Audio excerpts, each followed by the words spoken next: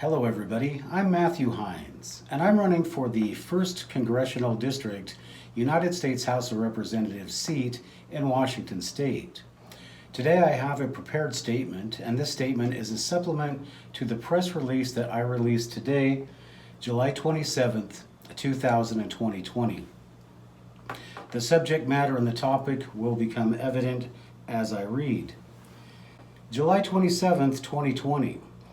From Matthew Heines, Congressional Candidate, to the Federal Election Commission Enforcement Complaint Office, FBI Seattle Office, Public Defender Andrew Rice of Stein, Lutzgar, and Starr, and the Washington Bar Association, regarding election tampering, harassment, malicious prosecution of a candidate for a United States federal office for the purpose of manipulating an election, conspiring with my attorney, a public defender, before the trial, denying my civil rights, denying my civil right to a fair trial, etc., etc.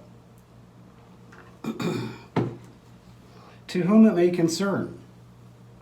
In the absence of a notary, I hereby swear the statements I am about to make are true to the best of my understanding. I will be submitting a notarized letter with my complaint. To begin, let me cite my public defender, who doesn't think the terror inflicted on my immigrant wife and I by the King County Prosecutor's office has anything to do with me running for election. Maybe he's right. Maybe he isn't. I would like you, the Federal Election Commission, the Seattle FBI office, and the voters of Washington State to look at the events of the months since I announced in February of 2020 that I was running for election. After my announcement on Facebook and YouTube, I was immediately subpoenaed and charged with a crime. 4 months after I reported I was assaulted at 24 Hour Fitness to the Redmond Police Department.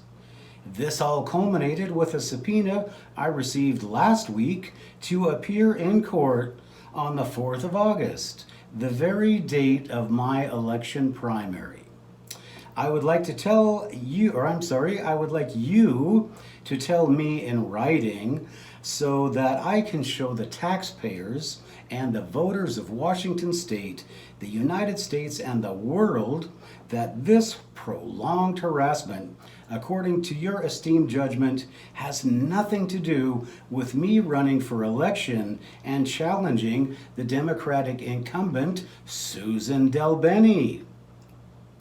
Let me also cite the fact I have made numerous previous complaints to the Federal Bureau of Investigation, among other agencies, to include the Office of the Washington State Attorney General and even Democratic incumbent Susan DelBene herself. Since the only response I received was from the Washington AG, Attorney General's office, calling my complaint informational, it is obvious the powers that be don't care about the act of terrorizing political candidates with threats of jail once they announce they will challenge Democratic incumbents in Washington State. Since I have made my complaints repeatedly, I will simply cite the fact the King County Prosecutor made a stipulation when I was charged nearly 4 months after the fact that I could not go to 24 Hour Fitness for the specific intent of denying my ability to get witnesses to speak on my behalf. The video from the incident specifically shows the individual who assaulted me yelling at me in an aggressive manner and coming at me when he had nearly drowned me and kicked me in the face with his flippers. It doesn't show him telling me on November 1st I couldn't share a lane with him in a very hostile manner. On June 24th, almost 2 months after being informed of the prosecutor's office decision not to dismiss the case, my public defender finally told me the city of Redmond refused to dismiss the case based on lack of evidence. He knew for 2 months, yet he didn't mention it to me? From Rebecca Mueller, sent May 4th, 2020 to Andrew Rice, CC Polly Peshtats, and Stephanie Snow. Subject, Matthew Heines. That's me. Andrew, at this time we are unwilling to dismiss the case. We are open to working on a quick disposition and willing to negotiate. We can set him for the earliest disposition hearings coming up in May. Let me know if you'd like to discuss further. Rebecca Mueller, Supervising Attorney, Prosecutor's Office. Why is she willing or unwilling to dismiss the case when she has no evidence? Rebecca Mueller is willing to negotiate. Negotiate what? Have I already been found guilty? Why are they cutting deals before a trial? Apparently, in Washington state, like China and the U.S. government, our Democratic leaders and their minions think it's legal to terrorize, harass, and imprison political candidates. How many other people have Stein, Lotzgar, and Starr, and Rebecca Mueller at the prosecuting attorney's office jailed before they ever went to court? Well, I'm no lawyer, but I'm an American citizen. I'm a veteran, and I'm running for the United States House of Representatives. Rebecca Mueller started her crusade against me almost 4 months after the fact. She and the policemen involved have lied about everything to do with this case and made it sure I would not have a fair trial or a real attorney. Why? I say we only have to cite the dates listed on the subpoenas and their correlation to political events and the fact that after months of court closings, after my public defender told me they would open the courts in September, Rebecca Mueller wants to drag me into court on the very date of my election.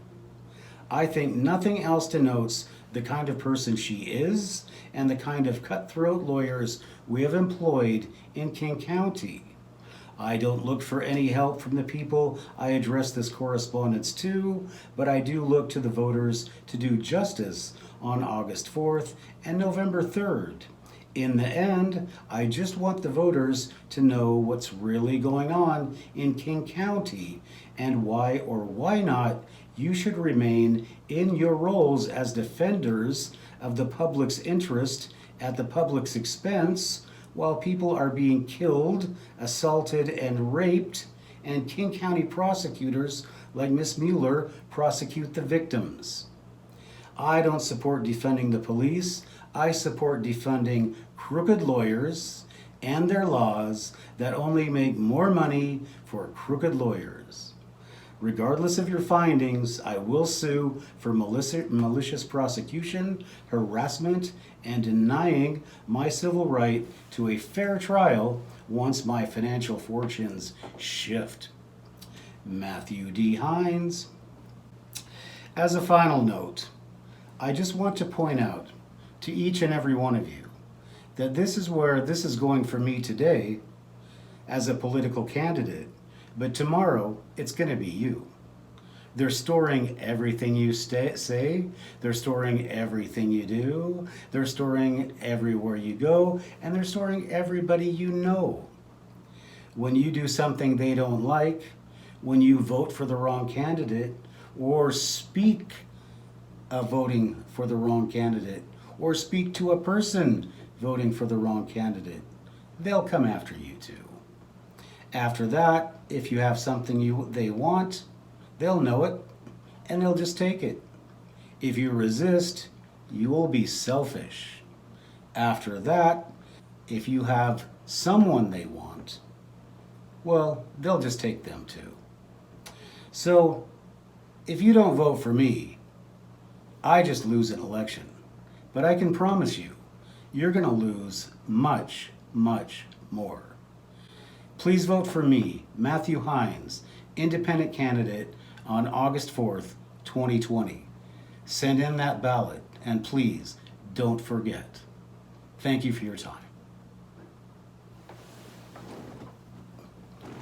I'm Matthew Heines, and I approve this message.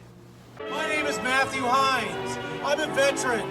I'm a veteran of the 82nd Airborne. I took the oath, and I'm here to defend my state.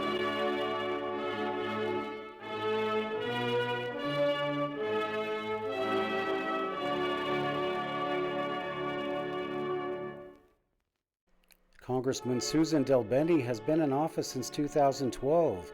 Using her substantial financial resources, thanks to Microsoft, and her $84 million fortune, she has been able to continually maintain an office where people still have little idea what she's done.